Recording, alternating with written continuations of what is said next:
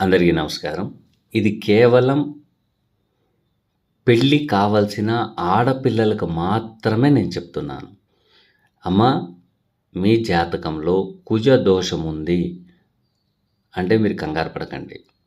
మీ జాతకంలో అష్టమంలో కుజుడున్నారు కాబట్టి నాకు వివాహం జరగట్లేదు అని మాత్రం మీరు బాధపడొద్దు తల్లి. ఏం కాదు.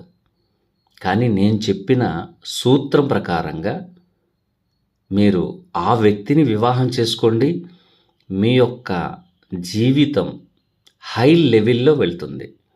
ఎందుకంటే గతంలో ఒక అమ్మాయికి అటువంటి జాతకురాలికి చాలా ఇబ్బంది పడుతూ ఉండగా వారు మమ్మల్ని సంప్రదించారు.